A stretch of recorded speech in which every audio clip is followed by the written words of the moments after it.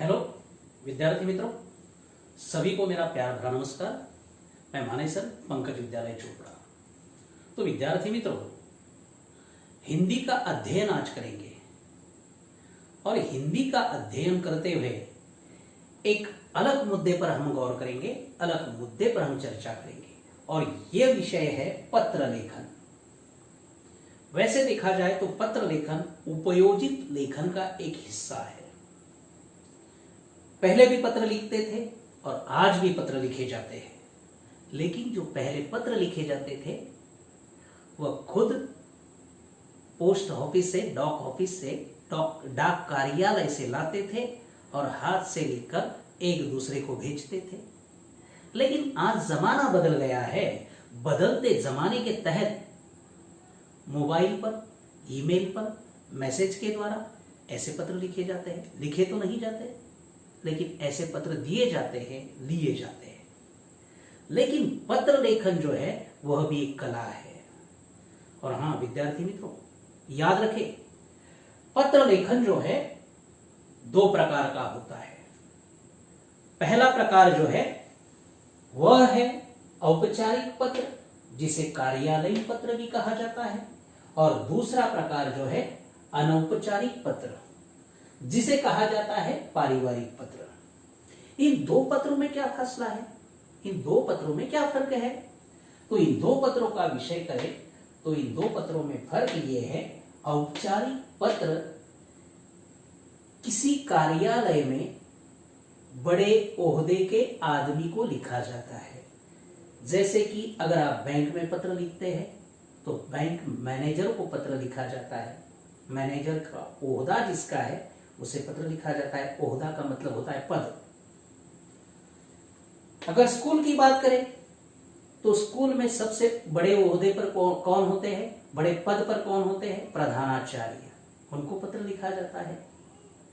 School हो या bank हो या बस डिपो हो, ये तो कार्यालय है। तो ऐसे कार्यालयों को जो पत्र दिए जाते हैं वह होते हैं औपचारिक पत्र, जिसे कहा जाता है कार्यालयीन पत्र। और अनौपचारिक पत्र किसे लिखे जाते हैं? देखिए, एक शब्द यहां है पारिवारिक पत्र, यानी कि पारिवारिक सदस्य जो होते हैं उनको यह पत्र लिखा जाता है। जिनसे हमारा खून का रिश्ता है उन लोगों को यह पत्र लिखा जाता है। अब खून का रिश्ता किससे होता है? माँ बाप, भाई बहन, मामा मामी, चाचा चाची, काका काकी, है कि नहीं? इन सारे लोगों से हमारा खूनी रिश्ता होता है। इतना ही नहीं, उनके साथ साथ एक मित्र का भी हमारा रिश्ता होता है, पारिवारिक रिश्ता होता है। मित्र को भी ये पत्र लिखा जाता है, उसे कहा जाता है औपचारिक पत्र। इन दो पत्रों को यदि हम लिखने का प्रयास करेंगे तो पहले जिस भांति ये पत्र लिखे जाते थे, आज इस भांति ये पत्र नहीं लिखे जाते। पहले लिखा जाता था दाहिने हिस्से में भेजने वाले का नाम और पता, दिनांक नीचे लिखा जाता था, और पत्र के अंत में जो पत्र लेखक होता था उसका हस्ताक्षर दाहिने हिस्से में रहता था, और बाएं हिस्से पर यानी कि इस बाएं भाग में एक लिफाफा तैयार करते थे। लेकिन आजकल का पत्र हम ईमेल द्वारा ज्यादा भेजते हैं। और याद रखें, पत्र लेखन करना ये भी एक कला है। अगर भले ही आप किसी कंपनी में नौकरी करें, कहीं नौकरी मांगने जाएंगे तो भी आपसे आवेदन पत्र लिया जाएगा। ये आवेदन पत्र भी कार्यालयीन पत्र है। कंपनी का जो बड़े ओहदे का आदमी है उसको पत्र लिखना पड़ेगा। भले ही चेयरमैन हो सकता है, भले ही कोई प्रमुख यानी कि मैनेजर वगैरह हो सकता है, उनको पत्र लिखना पड़ेगा। तो जब हम पत्र लिखते हैं तो हमारा पत्र देखकर वे विचार करते हैं, सोचते हैं कि किसका पत्र अच्छा है। इसलिए पत्र लेखन जरूरी है। तो चले, इन दोनों में क्या फर्क है? बिल्कुल थोड़ा सा फर्क है। अगर औपचारिक पत्र की बात करें तो औपचारिक पत्र में पहले होता है दिनांक, बाद में होता है प्रति तथा सेवा में इन दोनों में से एक शब्द का इस्तेमाल करें। बाद में संबोधन, संबोधन संबोधन किसे कहा जाता है? संबोधन ऐसे शब्द होते हैं जैसे कि बैंक में जाओगे तो बैंक का जो प्रमुख होता है उसे मैनेजर कहते हैं, व्यवस्थापक कहते हैं, तो माननीय व्यवस्थापक। स्कूल में जाएंगे तो माननीय प्रधानाचार्य, यह संबोधन है। प्राप्तकर्ता का पता, जिसे आप पत्र लिखना चाहते हो उसका पता यहां होना चाहिए। और प्राप्तकर्ता का ईमेल आईडी, जिसे आप पत्र लिख रहे हो, पत्र पाने वाला वह है, इसलिए उसका ईमेल आईडी यहां लिखे। बाद में विषय लिखिए। अगर विषय तथा संदर्भ इन दोनों में से किसी एक शब्द का प्रयोग करें, संदर्भ नहीं लिखा तो भी चलेगा, लेकिन विषय लिखे। और बाद में महोदय शब्द लिखे। महोदय शब्द लिखने के बाद विषय विवेचन करें। और हाँ, एक बात याद रखें, विषय विवेचन जब आप करोगे तब यकीनन कम से कम 2 परिच्छेदों में आपका विषय विवेचन हो, विषय के अनुसार विवेचन।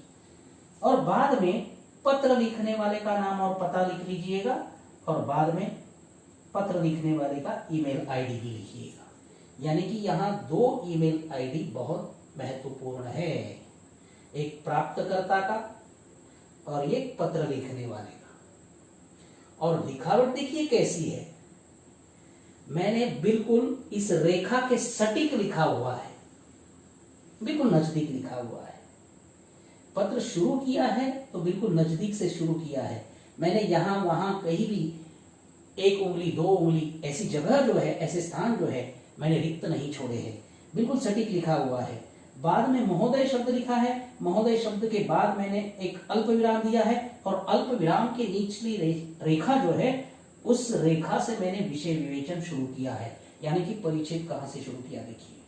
और यहां देखिए औपचारिक पत्र, यहां सबसे पहले दिनांक लिखिए। देखिए बिल्कुल यहां भी दिनांक है और यहां भी दिनांक है। बाद में पत्र प्राप्तकर्ता का नाम है। देखिए यहां 2 बातें ज्यादा है, लेकिन यहां सीधा पत्र प्राप्तकर्ता का नाम है।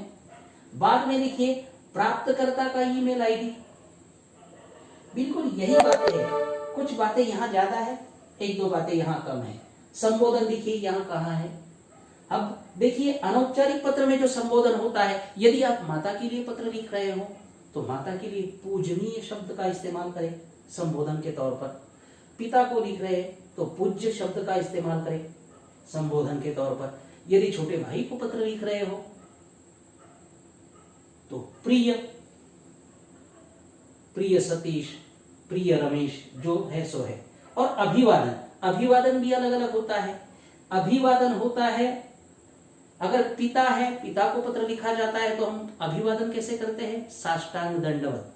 छोटे भाई को शुभ आशीर्वाद, यह अभिवादन के शब्द होते हैं, लेकिन ये उम्र के लिहाज से होना चाहिए। मित्र अगर है तो सप्रेम नमस्ते, ऐसा अभिवादन हो। और बाद में विषय विवेचन, विषय विवेचन जो करना है वह भी बिल्कुल ऐसा ही करें। यहां परिचय छोड़ दीजिए, मैंने ये भी लिखा है तो बिल्कुल रेखा के सटीक लिखा है, यहां वहां नहीं लिखा है। विषय विवेचन कर दीजिए।